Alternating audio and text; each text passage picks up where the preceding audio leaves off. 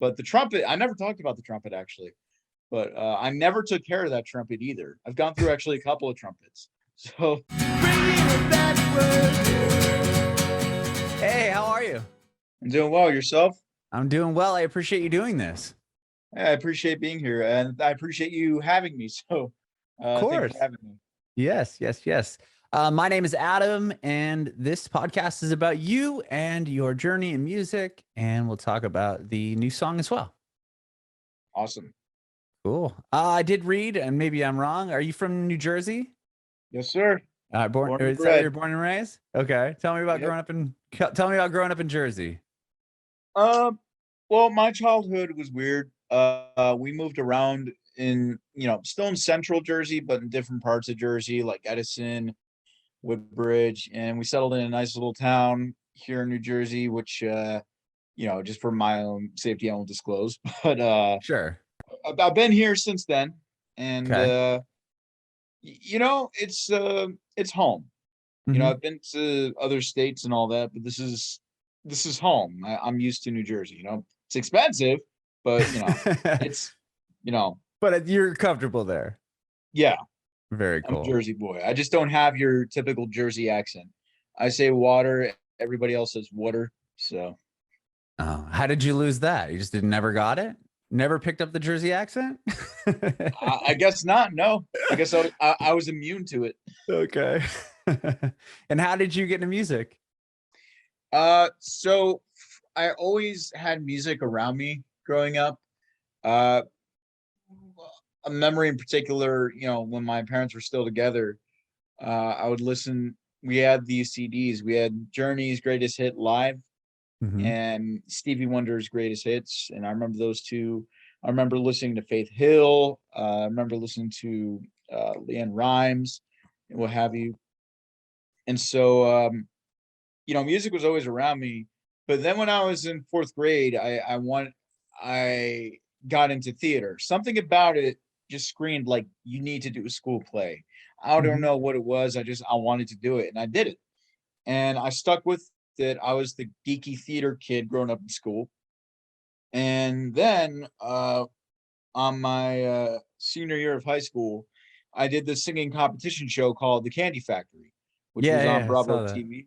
Yeah, and you know, it, Kandi Burruss, wrote No Scrubs for Mhm. TLC and all that. And there was a winner per episode. I won my episode, and she wrote a song that was unique to us. And I had been playing guitar for a year at that point, and that's what planted the seed for songwriting for me because she had a recorded, um, you know, uh, vocal of and music of the song that I was supposed to sing, and Mhm. just the music by itself, so I could practice with it and the lyric sheet, and it was just all written out for me. And I'm like, it's that simple. And I've been writing ever since. Oh, So wow. So prior to that show, you said you had only been playing guitar for a year prior to going on the show? yeah, I did get like a cheap like electric guitar kit, like an Ibanez electric guitar kit when I was like Mhm. 10 years old, but I never played it. But it wasn't Okay. until I got into my junior year of high school where I actually had an interest in it. I'm like, this seems kind of cool. Like, so I want to do, something in conjunction with that Mhm. and with the theater. And so I took a guitar class and I just kind of it stuck with me. I started broadening because I just listened to Broadway stuff up to that point.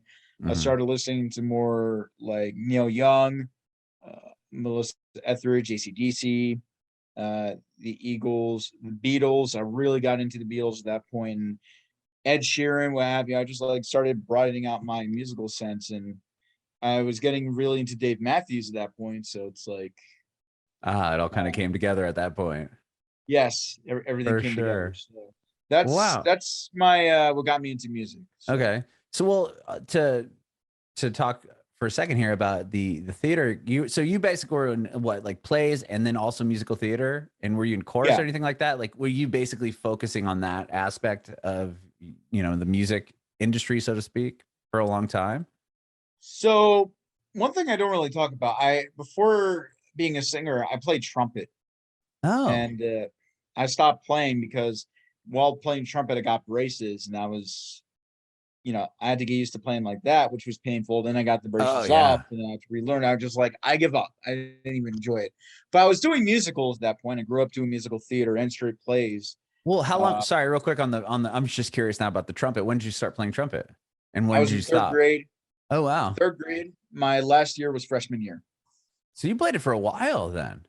Yeah, I just had enough. I didn't enjoy it all that much. I just, um, Or at least you but had the ear. You probably could read music at that point too, right? a little bit. Like I've been teaching myself piano. I'm 4 months in now, and I'm like, so it's helped me Mhm. in learning piano. So That's like I'm awesome. really, oh yeah, that's an E, that's an A, that's an F sharps. It's like Sure. Okay. that's helped. But the trumpet, I never talked about the trumpet actually. But I never took care of that trumpet either. I've gone through actually a couple of trumpets. So Do you have a uh, trumpet still? no. Oh, you could. I was gonna say you should break it out on TikTok and just bust out a few songs on the trumpet.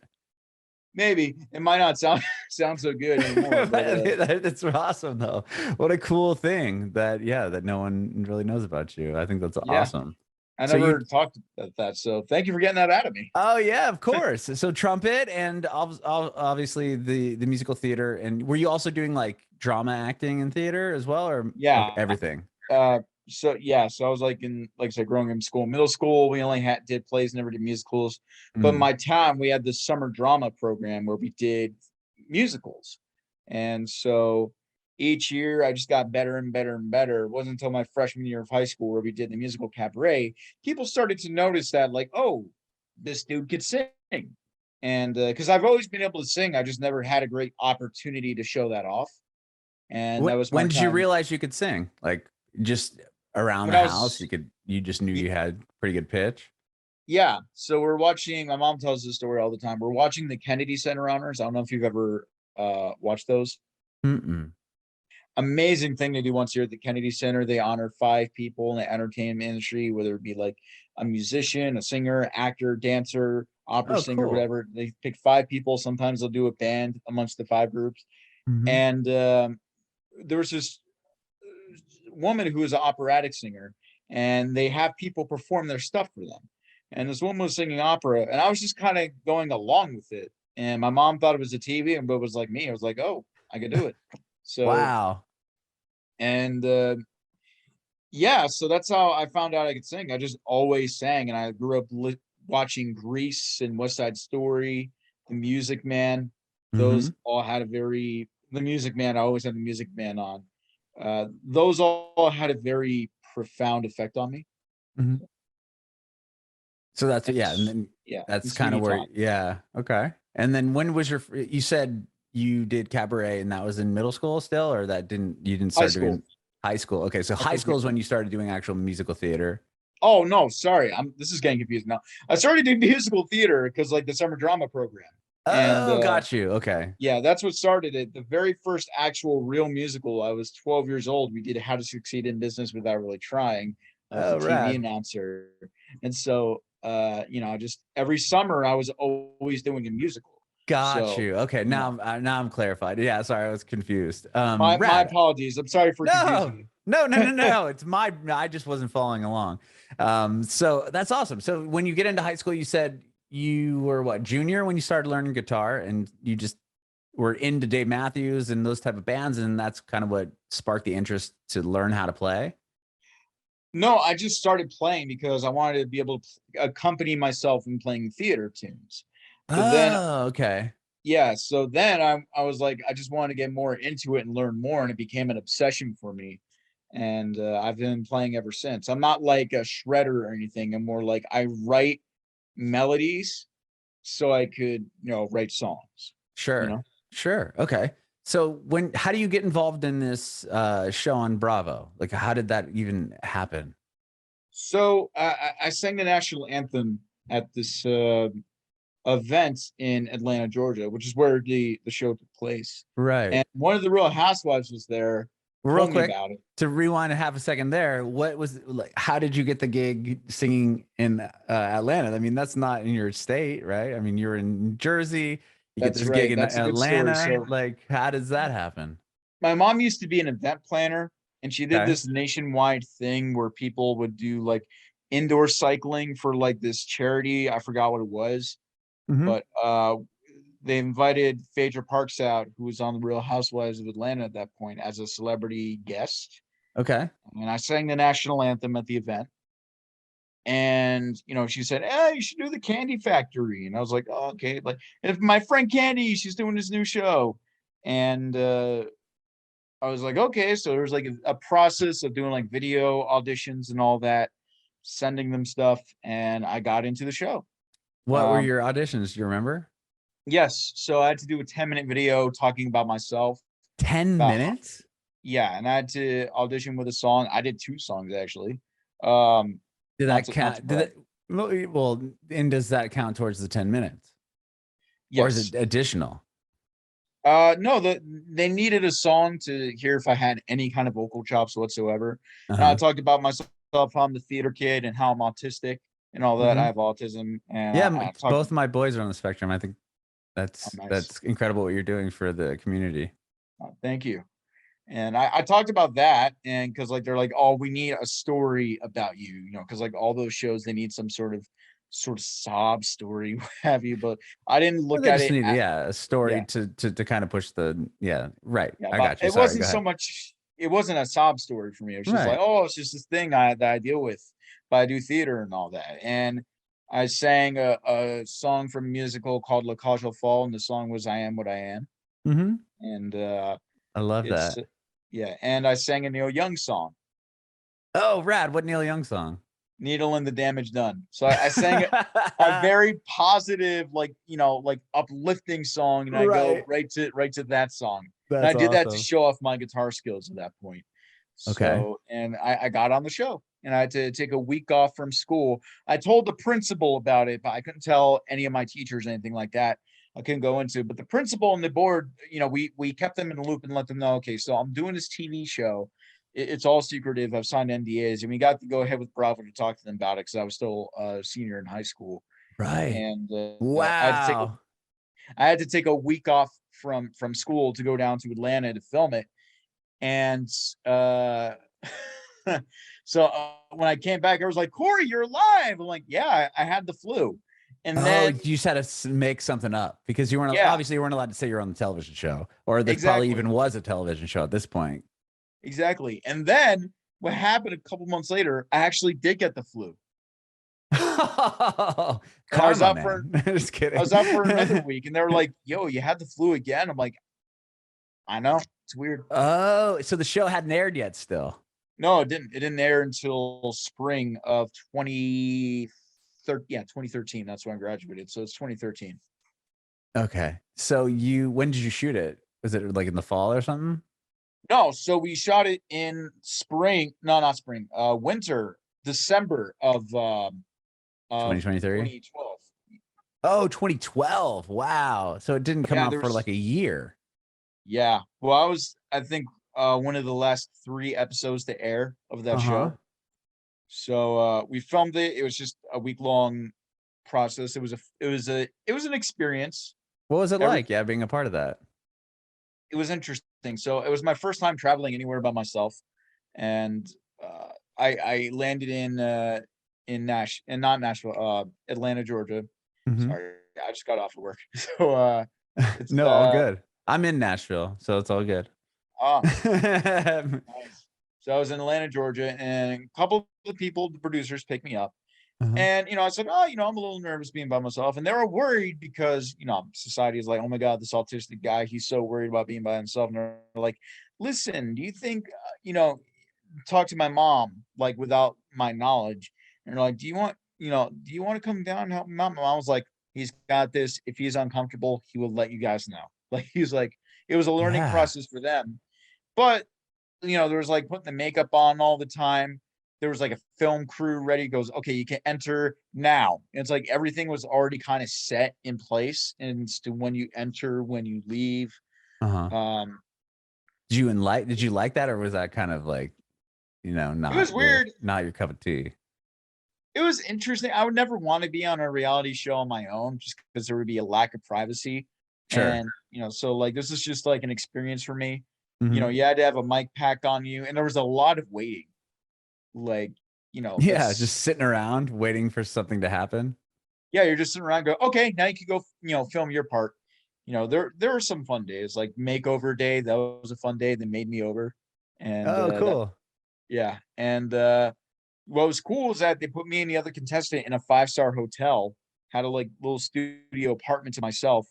And they're asking, "Hey, you want anything?" I'm like, "I could use some Diet Coke and some Sicilian pizza." They got me a 12 pack of Diet Coke and a whole pie of Sicilian pizza. So That's it awesome. was That's the worth the it. ex- yeah, the experience was really cool though. Okay. Like, I am thankful for it, and it's like a cool story in my life. But like I've grown a lot since then as an Mhm. artist, but that's what kind of started it for me. Sure. Well, I mean, winning the contest, like that's huge. Oh yeah, that is huge, and it was weird because I started getting noticed in school. Like I was known as the singer, but then people were like, "Oh, you're actually on TV," and I was almost like Oh, a little celebrity. It was an interesting experience. Like it felt like I mattered. Like well, right. when So like what you're not. happens at your school? Like when the show comes out, then people are just like, wait, when were you're on a TV show? Like when was that? Like you obviously weren't allowed to talk about it. Yeah, like I had to keep it a secret, and they're like, "Dude, how do you keep it a secret?" I was like, "Oh, I signed an NDA where they said like if I said anything about it, they could sue me for up to $1 million." That'll keep you quiet, right? Yeah, yeah, no, like give you a 7-digit number, like you're good. So, um, but I am very thankful for that experience. It's a cool experience, like the Mhm. stories that came out of that, and then I got to see everybody else who I never got to meet that filmed their episodes and see what they went through. Mhm. So it was because I only knew me and the one The other other contestant. person, right? Yeah, It was just the Chris. you guys went up against each other essentially, Yeah, right? yeah, Kristen was Okay. her name, and very nice girl, very lovely. That's so She just cool. had a kid, so Oh wow, you still keep in touch? kind of sort of like we see each other on Facebook once in a while, but like that was like we never really talked. But she had like an online baby shower during COVID. Oh, I was like, interesting. "Oh, I'll show up," and she was excited to see me, so that was cool. That's awesome. That's rad. Okay. And then so from that show, like, do you end up going to like, is that just when you realize, okay, you said that's when you started writing songs was kind of around that same time, right? I mean, you saw the song that had been written that you're supposed to sing as the winner. And then it's, I could do this too. Is that where it kind of, that's where it started? I started writing while we were filming. Oh, really? Okay. Yeah, I had my guitar, and I was in my that little like nice studio apartment, and I just started writing then. Like I was practicing my song that I had to win, but I was also that's what started, and I just kept going and going and going and going, and I just haven't stopped. So What was the first song that you ended up like showing to somebody and releasing or yeah, was it like tell me about release or not releasing, but coming to somebody and saying, "Hey, I wrote this song that's, that's all you wrote it, right?" Was that a vulnerable time? it was a very it was, when you first start and all that, you think like it's the greatest thing ever. But now looking back, I don't even um but like I always had a ear like eye for lyrics and the ear for melody. And I think Mhm. that's where the theater kind of came in and helped me out. So I was still learning to structure a song. It took me about 5 years to start writing as good as I do now. Mhm. So, but there's one song I wrote called Rico, or Okay. Because of Rico. And that's one of the earliest ones I remember where I thought like, okay, I actually have somewhat of a decent song. Uh-huh. And I wrote it based off of my neighbor, but I changed the person's name to my aunt's dog, Rico. And so, I like that. That's yeah, awesome.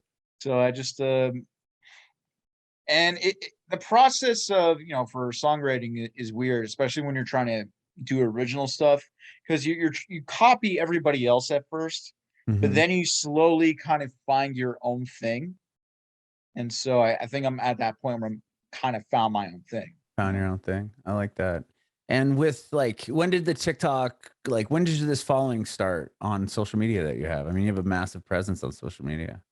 So my label was like, "Oh, you need to start a TikTok," and I was like, "No." It's like I felt like it was just a fad at that point. It's like I don't want to do it. It's like another. It's another. What was that one app that was kind of like that? Musically? No, not Musically. That's what became TikTok, right? Vine. Yeah, Vine. Vine. Oh Vine. yeah, yeah, Vine. Yeah, Okay. I felt like it's just another Vine. It's gonna go away in another couple years. And I didn't do too much music on it. I just tried to be funny. Let my Hmm. personality shine with a little bit of success. But then I made a joke one day about being autistic, and that video blew up. I was like, okay, I might have something for myself. Because I tried music a couple times, it didn't go anywhere. But that one autism video, just because I was trying to be funny, I was trying to be an autism advocate. I was diagnosed at 4, and I was 25 when that started. I Hmm. was like, you know what? Like, I might have something here. I posted another one. The video did well. Another one. Another one. It became an autism advocacy page, and totally by accident. And That's so it, awesome, though. It's like, yeah, was that a vulnerable move? I mean, were you obviously you did that for the audition tape that you sent for the Candy Factory show, yeah. and then you Well, did it that on TikTok. I mean, were you? I don't know. Was that a worrisome thing to do, or I mean, obviously it was vulnerable. Well, for the longest time after the Candy Factory, I got this thing like I don't want to make it because I'm autistic and all that. I make it like some sort Hmm. of story, like, oh, look what he did because he's autistic. I try to hide it, and I became somewhat ashamed of my autism. Hmm. But talking about it on TikTok, what I think was even more vulnerable, and Sure. like, seeing the response I got, I was like, do I want to go down this route? Because there was actually a point in time where I thought I cured my own autism, and I was wrong, and I was masking heavily, which was bad for me and my mental health. And TikTok Hmm. actually helped me with that, and opening up more and doing more research on autism so I could talk about it more. And I learned more about myself at 25 than I did from any doctor or neurologist growing up. And it's like, oh my God. Like, so this Wow. explains so much, and it's helping me. And I need to put this information out there on TikTok because I wish there was someone like me when I was a child that I could look to, like when I was growing up, to help me explain why I am the way I am. Because, Yeah. back then when I was, I'm 27 now. I was gonna When say I there was, probably wasn't a lot of stuff out about it, right? no, YouTube, like, didn't even happen when I was 10. Right. And, it's like, there at first it's just a place where people posted weird, funny videos, and now YouTube has become this big, massive thing, and TikTok is a byproduct of that. But there weren't people like me posting about it. Now there's a lot of people like me talking about it. Hmm. And, I wish there was someone like that for me, out there. And so I'm glad that's what, I wish my music did better on my page, but I'm doing well in my music where I'm actually very happy. But I'm also happy. The rewarding aspect of what my TikTok page has become is the feedback I get from people, Hmm. like the nice messages. I'm not trying to brag. I'm just saying, like, this literally, like, it changed my Right. life and helped me out, saying like my videos are helping other people out, and it's helping me out internally. It's like it's awesome. So, and at first I felt like it's such a vulnerable thing to talk about, but it really Hmm. shouldn't be. It Hmm. like, and I just discovered that it's like it really shouldn't be a vulnerable thing. It's part of who I am. Like how a blind person, they can't help being blind. A deaf person can't help being deaf. I Hmm. can't help being autistic. So it's Right. just, I there's love nothing. that. I really Yeah, do because like I said, I've both of my boys are on the spectrum, and for them to have, because I'm 37, and growing up, autism wasn't something that was really talked about. I mean, there very few. I mean, it wasn't as more. I don't know. I feel like it wasn't as known as it is now, in that sense of more people are more aware of what it is and what's going on, and like with my kids now they have somebody like you to look up to or to go to and hear what you have to say and things that you're going through with it, whereas you, like you said, you didn't have that person at the time. yeah. And like that's, I think, like your kids, have like a great advantage with that, like with YouTube and TikTok. Hmm. And, the more of us who use our voices to talk about our perspective on what it's really like, as opposed to some doctor who studied it in a school, like I Right. think we're gonna get like better, results and outcomes because of it. I completely agree, and I love the fact that you've put out your two your songs on, you know, during autism awareness month. I can't speak. I'm sorry. So talk to me about the first one you did, and then obviously the new one called "Break of Dawn." Yeah. So someone, the first one is actually the song, one of the songs I'm the most proud of.